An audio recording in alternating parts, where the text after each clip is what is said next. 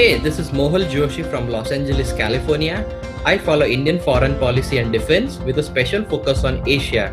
You can follow me on Twitter at Mohal Joshi. Hey, this is Kishor from Bengaluru in India. I am an international relations expert specializing in global security, conflict resolution, and international negotiation. My focus areas include peace building and digital diplomacy. You can find me on Twitter at VeggieDiplomat. Hello and welcome to episode 13 of India Rising, Strategic Affairs Conversations with Mohal and Kishor, a show in which we analyze happenings from around the world and their impact on India. Before we begin, we have a programming note to share. We had been receiving multiple requests from our listeners to make our episodes available on podcast apps. We have heard you and we are now present there as well. Starting today, you can listen to all new episodes on SoundCloud and anywhere else where you listen to your podcast. That's not all. You can listen to all our earlier episodes too in those platforms. Remember that we will continue to be present in YouTube as well. In today's episode, we will be talking about the Pulwama terror attack on the 14th of February. A convoy of vehicles carrying security personnel on the Jammu Srinagar National Highway was attacked by a vehicle-borne suicide bomber at Lethpora near Awantipora in the Pulwama district of Jammu and Kashmir, India. The attack resulted in the death of 40 Central Reserve Police Force, also known as CRPF, personnel, which is a paramilitary force, and also the attacker. The responsibility for the attack was claimed by the Pakistan-based Islamist militant group Jaish-e-Mohammed. A local youth named Adil Ahmed Dar was identified as the attacker. Before we go into the attack itself, we need to understand the context in which this attack took place. There has been a public opinion that terror activities have come down in the country in the past 3 years due to various factors like better surveillance, improved national security, hot pursuit policy adopted to nullify the terror networks in the state of Jammu and Kashmir, and many other such factors. This has now resulted in changed tactics by the terror organizations where they have been seen carrying out high-profile Fidayeen attacks. This was a phenomenon seen in Afghanistan, Syria, and to an extent in Pakistan also, but sadly it has now entered India. Some of the high-profile Fidayeen attacks in the recent past include attack on a bus and police station in Gurdaspur in Punjab in July 2015, attack on Pathankot Air Base in January 2016 by Jaish-e-Mohammed, attack on CRPF convoy near Pampore in June 2016, attack on Indian Army Brigade headquarters in Uri near the line of control in September 2016, attack on Indian Army base in Nagrota, Jammu and Kashmir in November 2016, and now the attack on the CRPF convoy near Pulwama in February 2019. Now, before we get into the details of the attack itself, it is essential to talk about Jaish-e-Mohammed. Security officials have always warned that the Jaish is the deadliest terror group in the valley and poses the highest threat due to the kind of attacks it can carry out. Ironically, this group has grown leaps and bounds over the past couple of years. From being dormant, the Jaish has become the most dreaded group in the valley over the years. Currently, the Jaish has a terrorist strength of over 60 in the valley. It has also created suicide and sniper squads. The security forces say that while the Hizbul Mujahideen and Lashkar-e-Toiba have been dented largely, the Jaish, on the other hand, has become deadlier. The terror group did not have a single terrorist in the valley in 2016. However, in the past 3 years, it has managed to grow in terms of strength and numbers. The Jaish, headed by Maulana Masood Azhar, was founded in 2000 However, after making a deadly start in the valley, it had become dormant for a long, long time. It was since the Pathankot attack that we have begun to witness that the group has been raising its ugly head once again. Now, what makes the Jaish so lethal? First and foremost, these terrorists are highly trained and have state of the art weapons. The M4 carbine was first brought into the valley by this group. The other factor is that the group puts in place a plan before staging an attack. It undergoes the entire process of recruitment, training, reconnaissance, and then carries out an attack. The Hezbollah Mujahideen, on the other hand, shows its dominance through its numbers. Most of their terrorists are untrained and do not have powerful weapons. The recent plea by Hezbollah Mujahideen commander through a video message complaining about the lack of weapons or outdated ones is a clear indicator of what the strength of the outfit is. Be that as it may, coming back to Jaish, Jaish is a group that is a deep asset for the Pakistani establishment. Jaish prefers Pakistani attackers as they are more rigorously trained, and then these people are launched across the line of control. Now, Jaish-e-Mohammed chief Masood Azhar had sent two of his nephews to Kashmir last year, and both of them were eliminated by the Indian security forces late last year. Azhar, in a tribute to his nephew and other terrorists that were killed, asked the common Kashmiris to join in. Intelligence inputs suggested that an Afghan war veteran was sent to the valley to carry out revenge attacks against the security forces. Pakistani terrorist Abdul Rashid Ghazi, who is an IED expert, improvised explosive device expert, crossed over last December. Ghazi has been handpicked by Jaish-e-Mohammed chief Masood Azhar to avenge the killing of his nephews and to train local recruits. Now let's look at the attack itself. Mohal, if you can pitch in here and if you can explain the manner in which the attack was carried out. Yeah. So what had happened a few days prior is that there was a backlog of CRPF Jawans who were traveling to their final camps, and they were in transit. So due to snowfall on a few early days, there was already a long backlog, and there was an unusually long convoy of 78 vehicles traveling from Jammu to Srinagar, which presents like a huge target for anyone who would want to attack. Now, there are questions being asked that could the attack not have been prevented due to the movement of civilians when the convoy was passing? So what happened is the terrorist, he had a vehicle loaded with 100 to 100 and I mean it's reported it's supposed to be 100 to 150 kgs of RDX, which is a no mean feat, because to procure that kind of volume of RDX means that there has to be some serious intelligence failure on India's part. So they procured the 100 to 150 kilograms of RDX, put it in a vehicle, and what we call it is a VBIED, like a vehicle-borne IED attack. He hit one of the buses carrying the CRPF Jawans, who unfortunately then passed away due to the sheer blast of this huge IED.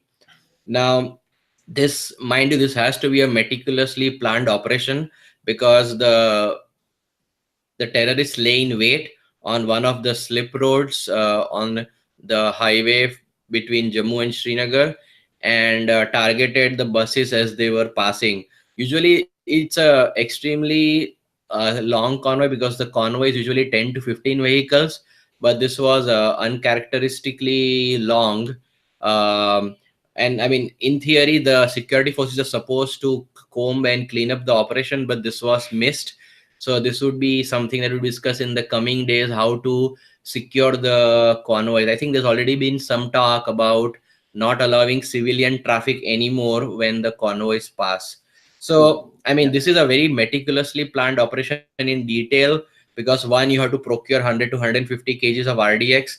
I mean, the theory right now is most probably it was stolen, or somebody was given bribes to take it away from like Indian security forces. I mean, it's possible but unlikely that somebody carried it over all the way from Pakistan into India.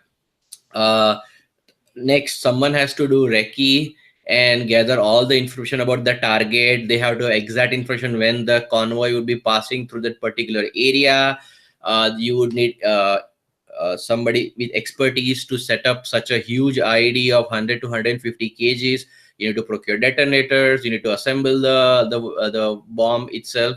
So this is no mean feat, and uh, it'll be interesting to see what India takes countermeasures in the future to prevent any issues with it. Now, some claim like Jaish-e-Mohammed immediately, I believe, Kishor, took responsibility for this attack. So there is no doubts where the attack came from. As for the planners, Indian security officials, as per some news reports, are zeroing on Maulana Masood Azhar's elder brother Ibrahim as the key planner behind the bomb attack. They believe that this was an attack after his son was killed by Indian security forces in October. Incidentally, Ibrahim was also a lead hijacker on the IC 814 flight, which was kidnapped to Kandahar, and then India had to release Masood Azhar and a couple other terrorists to secure that release. Now, coming to the security aspect, I mean, this is a worrying trend which many analysts had forecasted some time ago. Now, what we have seen up till this attack is there have been innumerous suicide missions, or what is referred as Fidain attacks, but not suicide attacks with vehicles. I mean, the Mumbai was a prime example because it would be the uh, most fresh in I mean, not fresh, but most visible in everybody's memory, where a huge bunch of attackers, I mean, they were willing to die and inflict as much damage as possible. So the vehicle-borne ID is something new to India. I mean, in Kashmir, they did have a vehicle-borne suicide attack where it was almost 2 decades ago outside the main gate of a cantonment in Srinagar. Now, we have seen, like, in the news and in videos online, that there have been a spate of vehicle-borne ID attacks against military forces in Afghanistan, Iraq, and Syria. Now, unfortunately, this menace has reached our doorstep, and this could be the route used by terrorists going forward to create more mayhem and destruction in the coming days. And Indian security forces or security establishment will have to develop more countermeasures to prevent vehicle-borne ID attacks, which can be devastating due to the sheer amount of explosives one can pack in any vehicle at a time. And especially in a situation when you do not know how much more RDX do these terror groups have with them. Yeah, I So think here the intelligence cooperation with US will be useful because they have been born, they have burned the what you call the attacks from these IEDs both in Afghanistan and true, Iraq. true, yes. So they would have a lot of experience on how to combat these IED attacks, other Yeah, vehicle-borne IED attacks, suicide right, bombers. right. But in addition, the challenge for the Indian security agencies is to make sure that they confiscate the RDX even before it is used in any such attempts later on. Yeah, I So, think there will be. yeah, I think there will be new procedures on how to handle RDX and explosives, for sure. So the yeah, main challenge, in exactly. my opinion, is not the RDX. I mean, they will tighten down things. I mean, but you can still use like homemade chemicals like fertilizers to make big bombs. The challenge would be when the vehicles. How do you scan them? How do you prevent them getting through to create such destruction in the future. Right, right. So, moving on, can you walk us through what happens next? Yeah, so I mean, as former Brigadier Gurmeet Kanwal wrote in a piece after these attacks, then I quote, "There is a time for restraint and there is a time for action. This is a time for action and not restraint."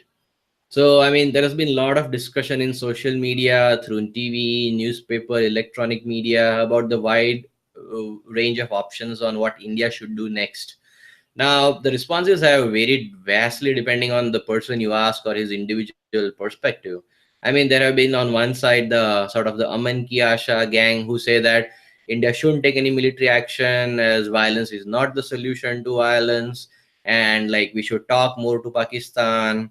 While on the other hand, we have the other extreme people who are advocating like bombing Pakistan back to the Stone Age or wiping them off the face of the earth, including the use of nuclear weapons. Now, mind you, like, I mean, in my opinion, I don't think both of these options would be the correct response here. Um, I think there are like many options in between. I mean, the main challenge we have faced over the past 2 decades is see, like, since Pokhran 2, when India went overtly nuclear and Pakistan in a couple of weeks went nuclear. Now, Pakistan has always been using the nuclear card to prevent any massive retaliation by India after such events. Now, we did have the 1999 Kargil war when both nations were overtly nuclear and did fight a war. But in that case, we were evicting Pakistani soldiers who had encroached on uh, over the LOC into our areas. Now, but on the other hand, you can also take the 26/11 attacks in Mumbai in 2008, when there was a real possibility of India doing something in response, when we saw the familiar saber rattling by the Pakistanis to discourage us from doing anything militarily. I mean, they usually say, okay, if you cross the international border, we will use our tactical nuclear weapons or we will use our nuclear weapons. So, for the last decades, I mean, we have been, let's say, hamstrung to certain extent as to what options we could use. I mean, and this is the while they continue with their asymmetric warfare on terrorism in Kashmir and rest of India and bleed India by the proverbial thousand cuts. I mean, um, the fear is that any military operation by India across the international border or LOC will provoke a response from Pakistan, which then provokes a bigger response from India, which then provokes a bigger response from Pakistan, and so on and so forth, till the stage it reaches where nuclear weapons used by Pakistan is likely. I mean, we do have a no first use policy, but like Pakistan, because of the, I mean, Pakistan doesn't have the conventional edge over us in any way, shape, or form. So, like, they use the nuclear blanket as an insurance against any Indian attack. I mean, the Indian strategy has never been to like totally run over Pakistan, occupy everything, but make shallow thrusts across the international border and line of control, like something, I mean, vaguely referred as cold start. I mean, I won't go into the details here, but Pakistan has always said if you cross the border, then we're going to use nuclear weapons on your security forces. So this has always been a kind of a challenge on how do you respond militarily, but not the situation go in such a way that the nuclear weapons release is authorized by the Pakistanis. Now, so coming to present day, I mean, what the surgical strike showed that between these two binary levels that we talk about, where you do nothing in response, I mean, the in addition to the usual condemnation and trying to isolate Pakistan on the international stage, blah blah blah, and on the other hand, the other binary is okay. Things escalate out of hand, so the use of nuclear weapon exists. There are many options in between. I mean, it doesn't mean that anytime you take action we automatically climb what is called in strategic military parlance as the escalatory ladder, like where you do one thing, he does one thing, then you go do something more, then he does something more, and in the end it always ends up in nuclear mayhem. So what the surgical strike showed, that there exists a calibrated response in between these two binaries of not doing anything and resulting in, and everything resulting into nuclear action. Now, the scale of attack compared to the Uri attacks in 2016 is much larger. Now, a long drawn out war with Pakistan is not in India's interest, as it would lead to a lot of international pressure, plus putting India's military and financial resources under enormous strain.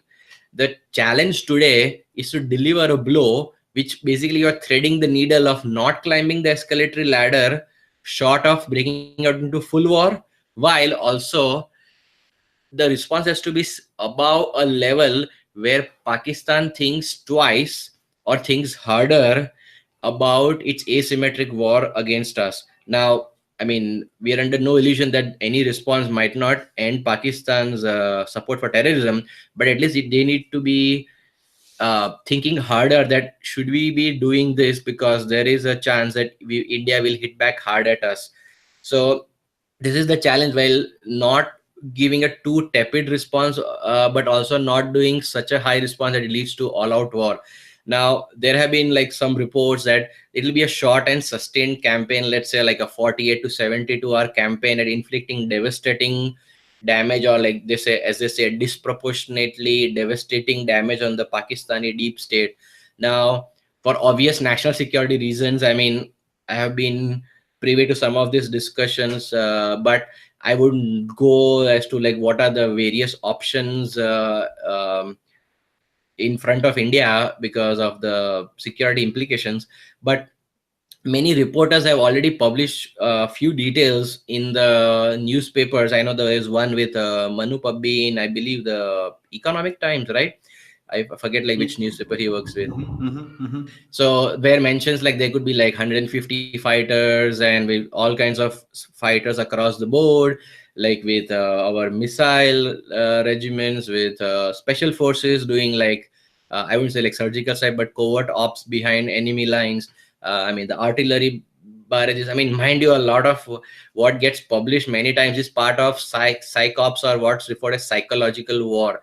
I mean, this is to basically misdirect the enemy on what's actually coming, or scare the living daylights out of him with an aim to influence his behavior, that he might just get scared and run away from the fight when the first punch is landed.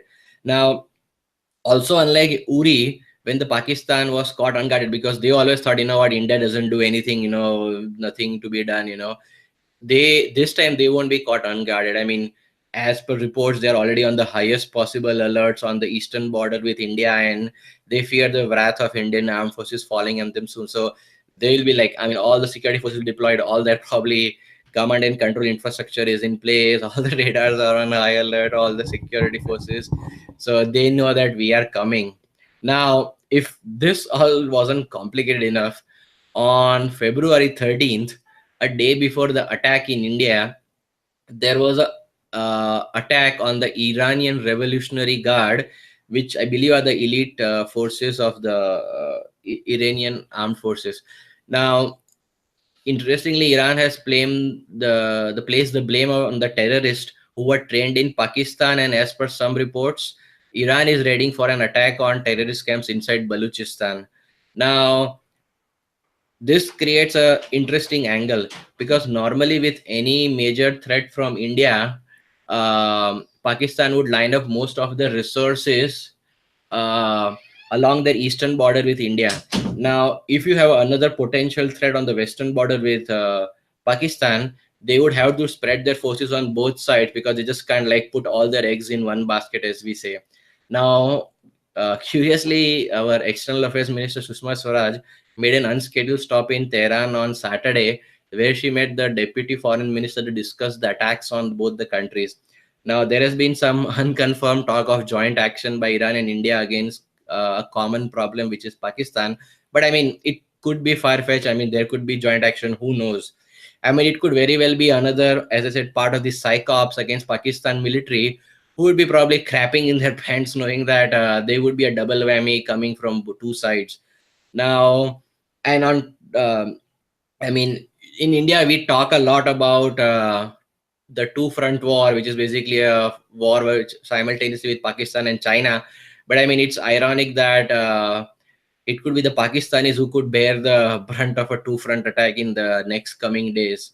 So I mean, and on top of that, like Pakistan also did a ID explosion, I believe, in Afghanistan on the 16th, which makes that they attacked India on Iran on the 13th, India on the 14th, and Afghanistan on the 16th, which makes for an astounding three ID attacks in three nations over span of 4 days. Which means that I don't know what's going on in Rawalpindi, but I'm not sure if they are thinking this through from their perspective, because they could be on the receiving end on multiple fronts now.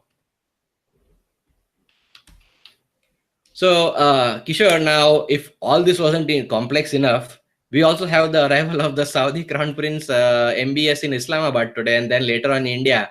How does this complicate matters further in an already fluid and complex situation? Right. So, as you rightly pointed out, Saudi Crown Prince Mohammed bin Salman is on a scheduled today visit to Pakistan.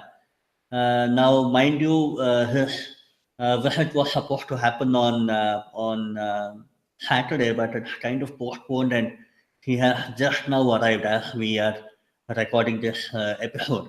So, the whole intention of MBS's visit to Pakistan was to shore up the Pakistani economy, which is already in the doldrums, and there was a planned investment summit where Saudi would open up its purse to sell out something like $8 billion worth of capital for various infrastructure projects.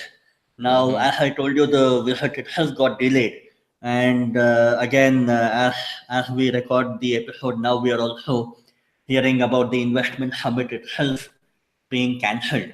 Now, until MBS is in Islamabad or in Rawalpindi and in Pakistan itself, it would become quite messy for India to calibrate any response over Pakistan, simply because MBS is no smaller global figure, and the very fact that he is scheduled to come to India right from Pakistan in itself would kind of give him a very bad welcome. So probably India would wait until MBS gets out of Pakistan. But even then, plan India would not get hurried up just because MBS is in Pakistan or is in India. I mean, it would be great if India can provide a ringside view to MBS for any kind of short action. But I mean, that's why I joked on the I think Facebook and Twitter that I said, like, Pakistanis would be using MBS as a shield because it's unlikely India launches any action when he's in Pakistan. So as I said, I was joking that Pakistanis would be telling, like, MBS saab, like, kuch din aur guzariye Pakistan Islamabad. Exactly, yeah. Stay back. Yeah. We'll give you Nishan-e Pakistan and much more. हाँ थोड़े और दिन रुक जाइए. I mean हमारी फटी पड़ी है यहाँ. So exactly, yeah. I mean, okay. the same thing with India. I think even when he's in India, I think you made a very good point that I think all the fireworks would probably happen after he leaves India. India might be using the diplomatic channels with MBS to convey their concerns, and that, like, Pakistan needs to be given a befitting response to this big terrorist attack. And also it also allows Indians some more time to prepare, because as you remember, like, the Uri, I believe the attacks happened on 16th, and then the actual attacks happened on 29th, so it's 11 days. So you need some time to move your forces in position, whichever branch of the armed forces it be, Air Force, Navy, or our strategic, I won't think strategic forces command because that's nuclear, but Air Force, Navy, and Army to the right positions to take action. So it gives us more time, helps us also convey our concerns to MBS, who has been a big patron of Pakistan. Now, I had a question for you on this 8 billion worth of infrastructure. Now, Kishore, I think I read recently that the forex reserves are down to some sort 8 billion. So this 8 billion investment, it won't help them pay for their exports and stuff, imports and stuff, right? So is it a direct infusion to reduce their debt or the forex reserve, or it will be just future infrastructure projects?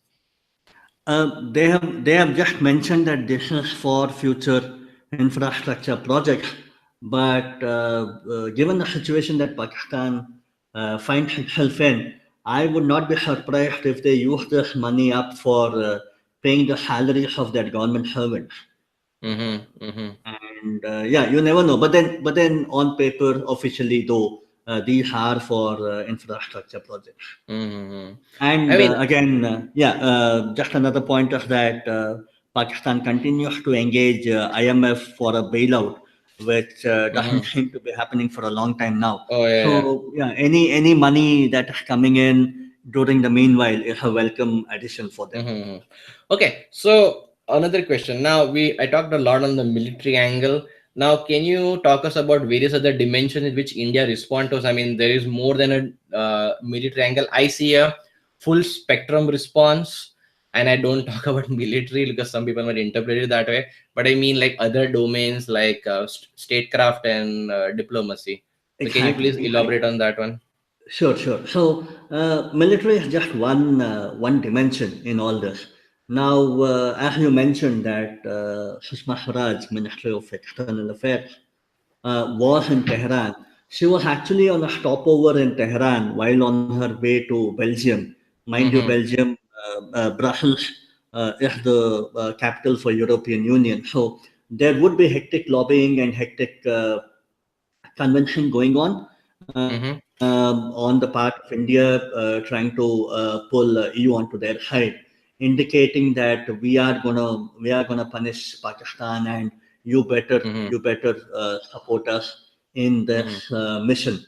Now that was one aspect, and the other one being that Bolton, the National Security Advisor of the Mm-hmm. United States, called up Ajit Doval, Indian National Security Advisor, expressed sympathies and also clearly indicated that US agreed and was of the opinion that India was well within its right to exercise any proportionate or disproportionate response Mm-hmm. when it comes to self defense. Yeah. So in that sense, across the world, major powers are being taken into confidence either through phone calls or through direct one-on-one visits, including Mm-hmm. Iran as such, in the form of On a the stopover. sorry to interrupt you, but one thing I think I read, and I don't know if I'm reading between the lines. I mean, they were so of course, I mean, I don't foresee like US taking action against Pakistan, like military action, but I think if I read between the lines, I got sort of the impression that maybe US was willing to share actionable intelligence with India, but I mean, I could be wrong. So that could be one angle with the increase Indian. See, like this is now where all the Indian diplomacy over the past few years Exactly. Yeah. Yeah. comes into picture, like stronger relations with, so you can get more condemnation. I mean, the US statement was pretty strong if you think of it, And and compared to the and Russian statement, it's like they stronger. directly named Pakistan as well. Yeah, yeah. Yeah. And Actually, I saw some reports. Sorry to interrupt you again. That the State Department wrote up a statement which was kind of not as strong, and then Bolton rewrote it as the other way around. Like, did you see that? I think I don't know if I no, missed I that. did not say that. So, I did anyways, not. the diplomacy over the past few years now comes into picture. Now, the growing closeness with US, I know like some in India are not too happy, but I mean, if now this is a big if US can share actionable intelligence with India, which can help like target, because I mean, see, the main thing in all this military action is you need good intelligence. You can't just go and hit the wrong place, and the consequences could be fatal or very bad. Like, I mean, it could Pakistan could portray them as the victim then. So if you get good intelligence from the Uncle Sam, then like that helps India's cause a lot. So that would be like some of the other aspect in here. I mean, sorry, go on. Like I interrupted you Right. there. So yeah, that was with regards to the geopolitical dimension. Mm-hmm. Mind you, China continues to play to Pakistan's tunes, but we'll come to China a little later. Mm-hmm. But beyond the geopolitical dimension, economically too, India is arm twisting Pakistan in every way possible. Mm-hmm. Yeah. Pakistan is already, as we mentioned, very close to being bankrupt and is in consultations with the Mm-hmm. IMF for a bailout. It Mm-hmm. should be remembered that last year, India succeeded in convincing FATF, and they managed to put Pakistan into the so-called grey list for Mm-hmm. terror financing. I mean, Mm-hmm. that was a story of legends where Pakistan came out of the room, and they spoke to the Pakistani media, and said that India could not manage to push them into the grey list. But India managed to lobby using the very same video clipping, showed it to Mexico, showed it to Turkey, and also to China. And the very next morning, mind you, the plenary was not complete. So the very next morning, India managed to get a vote again on Pakistan being pushed into grey list. And this time, China had absolutely no objection. And the icing on the cake was Turkey and China. Both of them agreed that Pakistan would have to be pushed into the grey list. So yeah, that was a story coming in from last year. And as a direct result of this, FATF asked Pakistan to take verifiable steps in a time-bound fashion to stop funding terror groups and terror individuals. Now, the time given to Pakistan is almost up now, and the next plenary is in the coming week, where Pakistan's progress will be verified. FATF FATF agents had already come to Pakistan. They had verified the banking sector. They had verified how the terror groups were operating or had been controlled. And they have gone back and provided their own reports.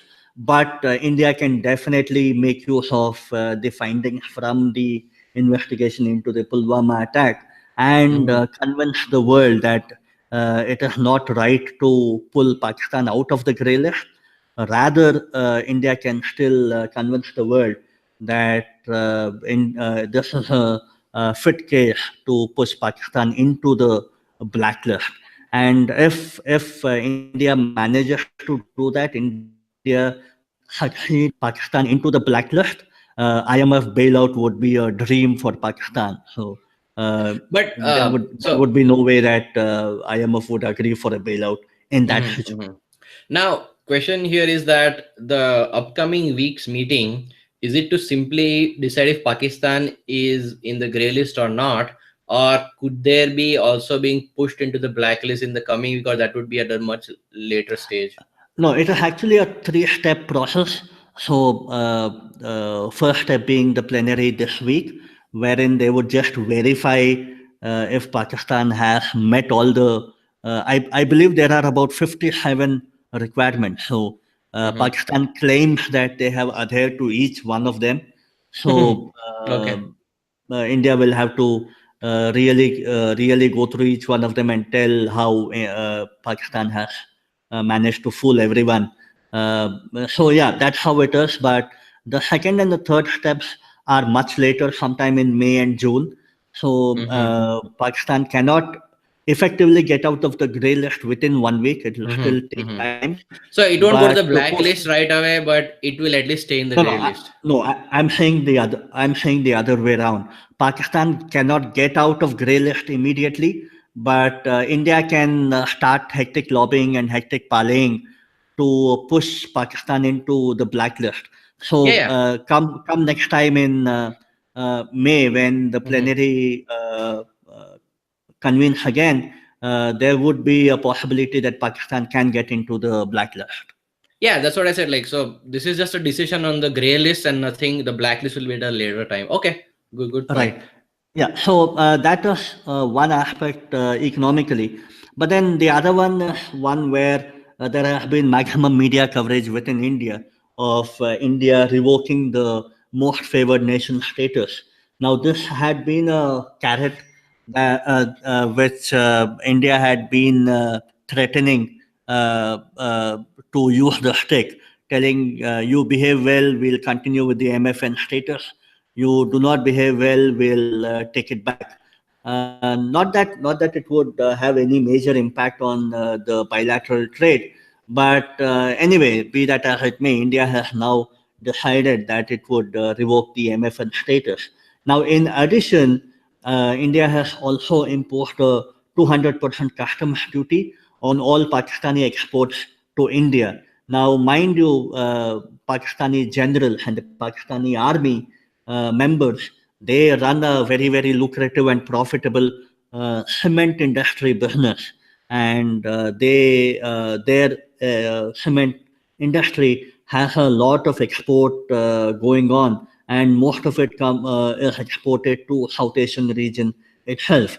So with the 200% customs duty imposed, now that would imply that India would not find Pakistani cement to be any cheaper than the cement available within the country. So that would be a death knell to the cement industry, and it's not like the poor laborers or the poor industrialists in Pakistan are running this industry. It is actually the generals and the army which are The actually running it. yeah, the Pakistani Yeah. army So runs everything, man. They run from, it's not only cement, they even run like hotel uh, business too. no, hotel businesses. They even manufacture into bread making business, and I mean soap. I mean, who the hell, which army in the world, tell me, like, except Pakistan army is into soap making business? I mean, they're just into everything, and they practically bleed the Pakistani economy with that, you know. That is why everybody tells that in every other state, the state would have an army, but in case of Pakistan, the army has a state. Yeah, that's true.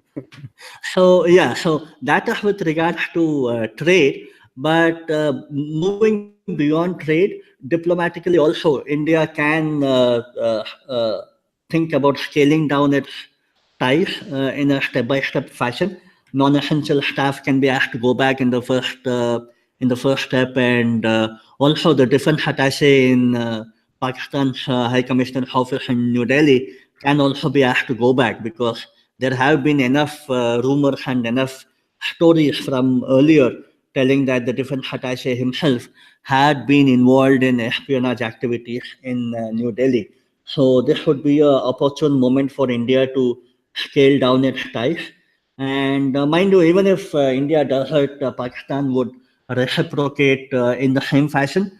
But India would not lose much if that happens. But it would be a big blow for Pakistan, because they would they would not have access to Hurriyat anymore. They would not have access to their supporting elements within India. So that way, I think India can think about controlling the access that was available for them all along.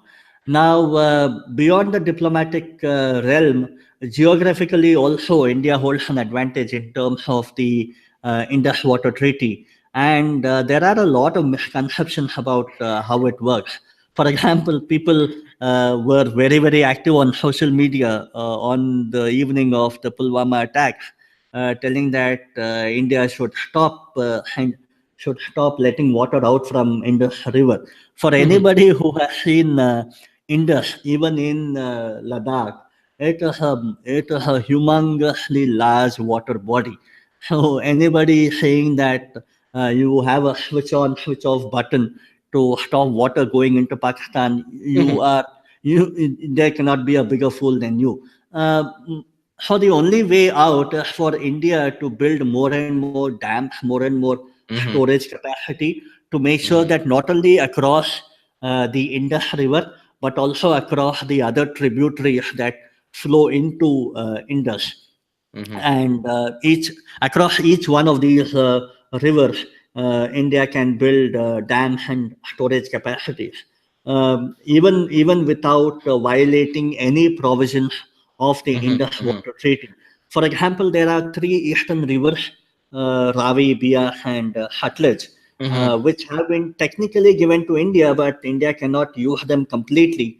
Hmm. And even with that ratio, India has not fully utilized its quota. And there are three western rivers also, like Indus, Chenab, and Jhelum, which have been completely given to Pakistan, which implies that India cannot cut down on the flow of the water. India can only use it in a non-consumptive manner. So whatever Mm-hmm. water you take out of it has to be Mm-hmm. replenished back. So these are the six various rivers, and India has been building dams on these on a war footing starting 2014. Just 1 or 2 days before the Pulwama attack, there was a article saying that India was about to sanction and start off work on the Uj multipurpose project. Mind you, Uj is a river in the Jammu division in the southern part of the Jammu and Kashmir state, and any water held in that Uj river can then be used for agriculture in Jammu division and also Punjab and Haryana. And Indian government believes that if there is excess water beyond planned limits, they can even consider directing that water into water-starved state of Rajasthan. So, Uj multipurpose project, as I told you, is not just for agricultural purposes, but it is also planned to generate 200 megawatts of power. So, this is just one example of how India has been going ahead with building of dams across Yeah. these rivers And also, on a it's war not footing. a dam. I mean, I forget the name, but there was a canal in Rajasthan, or like, correct me if I'm wrong, where there was leakage of water, which used to mean like free water for the farmers Pakistan, in yeah. Pakistan, and The then the natural government. slope, yeah, the natural slope of the region there would imply that the water would flow into Pakistan. Now that has been plugged. Go ahead, go ahead. Yeah, yeah, the barrage was plugged. So many times it's like small things like these which this government has undertaken over the, like, I mean, there's a lot of, you can criticize the government for a lot of things, but there are also a lot of small things which the government has done to secure India's interests. But obviously it doesn't make the 9 o'clock news, because I mean, who would care about a small barrage getting fixed which would give unintended water to Pakistani farmers, and they already been facing some irrigation issues after this Agreed. leakage was plugged.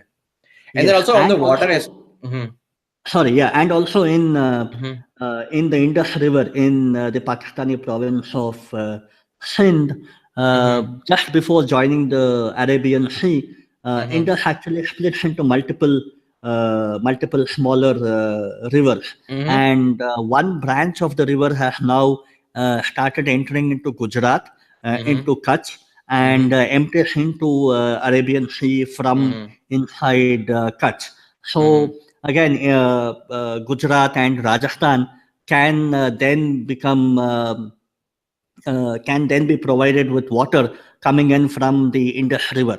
So all these are projects that the local government have started already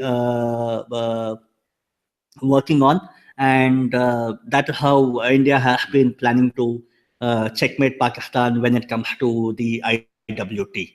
And Okay, also, don't forget, there's yeah, also the other side of Pakistan, Afghanistan. So India has been funding a dam near Kabul on, I right. believe, the Kabul River, where they're going to be using, like, I think the dam will hold like 146 million cubic meters of water, like, which will give water for the 2 million Kabul residents and will irrigate 4,000 hectares of land. Now, the Pakistanis fear that there could be like a 15% drop in water if, like, the this water then comes to Pakistan, like it will be blocked by the Afghanis. So there is like a multi-dimensional geopolitical game being played, even in terms of water. It's not only building dams in India, where you could speed up. Now the problem is that, let's say, a lot of these projects were back on hold and the government like fast track them, but a dam cannot be built overnight. So some of these things will take time, and people have to be patient in this domain, the water domain, that it's not going to happen overnight. But you could also start projects, let's say in Afghanistan for the dam, which will, I mean, they have a severe water shortage, so they would help them, and also will hurt like Pakistan. I mean, just talking about the water from a different dimension here. Exactly. Now, surprisingly, though, while Indians are dismissive about this kind of work being carried out, now the terror organizations within Pakistan, the Syed Salahuddin and Mm-hmm. Masood Azhar, now these people, when they address political or public rallies within Pakistan, they keep harping on this topic, saying that the government in India is playing with water, and there can be a time in the future when India can use water as a weapon to flood the Indus plain within Pakistan. And this way, the terror groups have been able to instill some kind of fear within the average Pakistani who is dependent on agriculture out there. So yeah, while So they are we claiming. So hold on. So they are claiming that we will flood their plains. yeah, so the thing is that we everybody knows that we plan to cut down on the amount of water going into the Indus Uh huh. Yeah. river. Now there can be a situation where either due to excessive flood or due to excessive rainfall, Mm-hmm. we might have to open up the dam gates, the sluice Mm-hmm. gates, Mm-hmm. Mm-hmm. and that would result in more water than usual. Just like how uh, China does with the Brahmaputra in the northeast. Now, yeah. these terror organizations use the same charge and claim that India plans to use it as a water bomb. That's the exact terminology that they the I use. mean the I mean I don't I'm Water not like bomb. I'm not trying to laugh at somebody's problem like when a lot of water gets rushed in. I mean that happens with any river, like even within India or like Pakistan, that would be the same case. The reason I'm particularly laughing is during I mean if you remember during Operation Parakram, like the massive buildup of forces post the attack. I mean there was a serious threat that India would just like go across the international border. Now at that time Pakistan feared a huge mechanized assault across the border. So what they did to counter us was they flooded all the rivers, canals, and stuff, which would make it very hard for Indians to progress or slow down their progress. So that's why I was laughing that like they when they are in trouble or when they sense a huge invasion coming across the border, it's their MO where they themselves flood their fields, and I mean, they will cause mayhem and destruction. So, I mean, they keep easily forget what happened in 2001, and they are like now trying to tell us that we are doing this. So Narrative war, I tell you, narrative war. yeah, Okay, yeah. so quickly moving on, we have spoken at great length about Pakistan itself as the perpetrator in this particular terror attack. But we should remember that amidst all this, India had always tried in the United Nations Security Council to get Jaish-e-Mohammed and Masood Azhar blacklisted. But China had managed to veto each time, indicating that there was not enough consensus within the Security Council members to take that kind of action on Masood Azhar. Now, when they said that there was no consensus, people would laugh at China simply because China was the only country which was vetoing this, whereas all the other four permanent members and the 10 non permanent members would agree with India's position. So, China simply being where it is as a permanent member is misusing its veto each time. And therefore, it is right to say this time around that China too, similar to Pakistan, has blood on its hands. In fact, the Chinese ambassador to India did not come out with any public statement condemning the attack. However, after a public uproar, eventually the embassy climbed down and issued a statement. But even that statement ended up to be a very very weak statement, wherein neither did they mention Pakistan, nor did they mention cross-border terrorism or any such terminology. So eventually, it was just a weak statement. So India would be uh, India would be right if they go ahead and target China as well, saying Hmm. that your wrong steps at the right time has Mhm. actually led to all this. So India might actually Mhm. not only continue applying isolation strategy on Pakistan, but this time around, India as an option might actually start doing it on China as well, Mhm. and it might actually uh, go go tom-tomming to the whole world, and especially to the various Belt and Road Initiative countries, saying that if China can do this to Pakistan, obviously they can do the same thing to you as well. So that is one more strategy that India might adopt.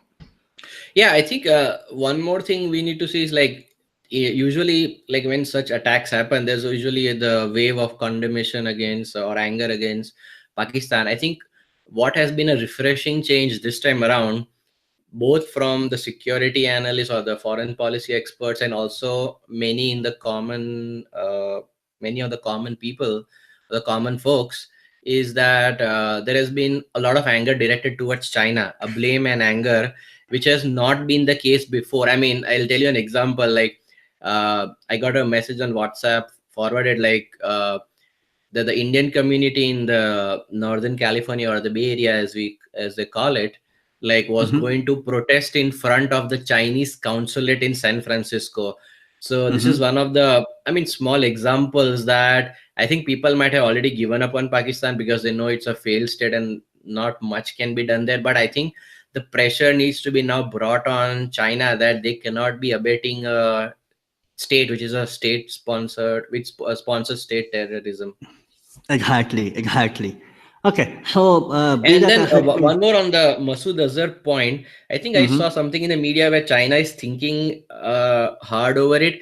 It might not mean that they might really want to protect their interests and not still classify Masood Azhar as a terrorist.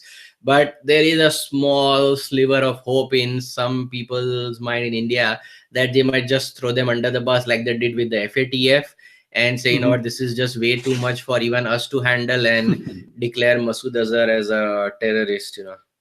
And that is what the Indian government wants, and good if it happens that way. Yeah. Yeah, okay. So that was with regards to the international dimension.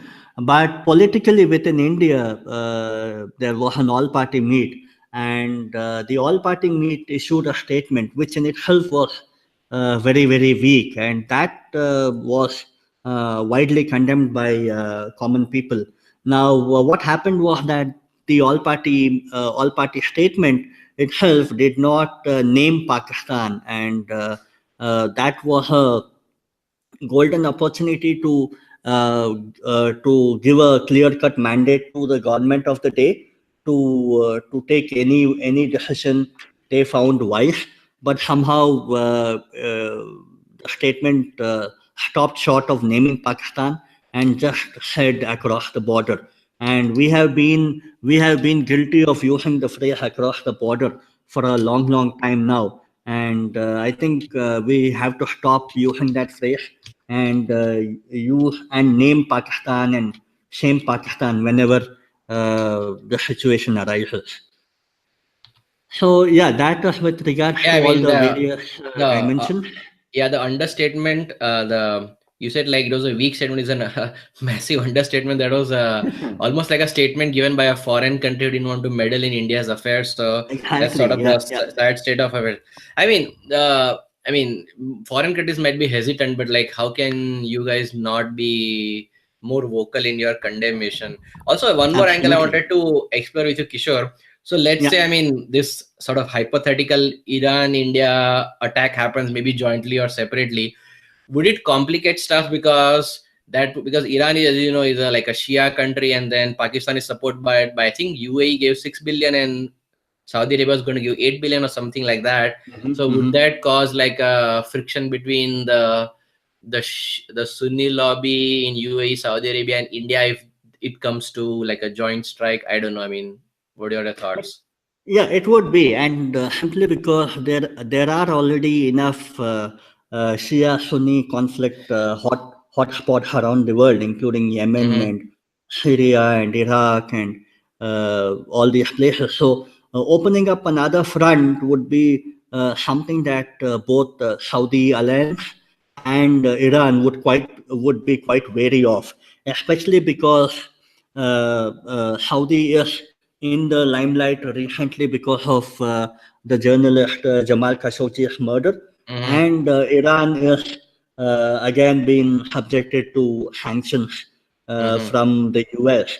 Now, all all uh, all resources of Iran have been used up in convincing the European Union to stay put in the nuclear deal that they have with the US. So Iran continues to engage with the European Union while at the same time threatening Israel in a different conflict altogether Mm-hmm. of Mm-hmm. of Another of India's friends, by the way. one another of, yeah, exactly. So again, So a opening up joint another front. operation, yeah. So a joint operation obviously won't be practical, but maybe like a staggered operation. They hit them one day and then we hit them maybe later on, just to avoid the perception of that Pakistan Sunni state was hit by a Shia state, Iran on one side and India jointly. So India is with the Iran and against Exactly, Sunni. So exactly. yeah. So so in addition, I think what can happen or what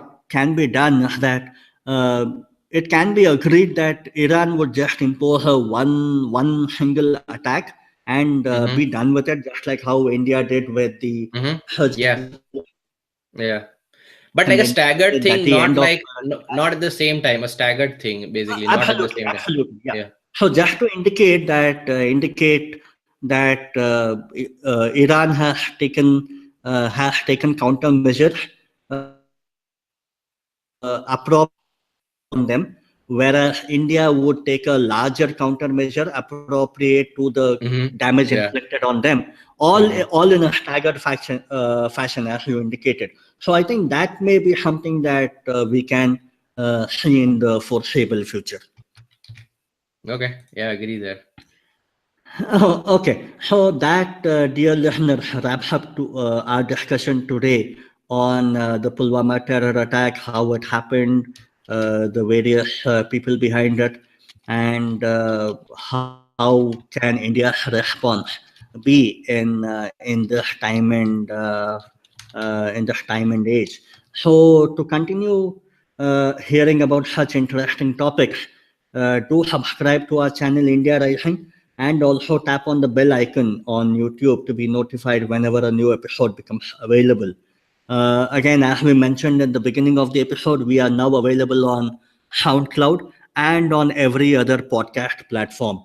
So you can decide where to hear India Rising. In addition, we would also like to hear from you if you have any suggestions on any topics that you would like us to cover. Do remember that these topics should be directly related to Indian foreign policy. Until the next episode, thank you very much. And in memory of the slain paramilitary soldiers, Om Shanti.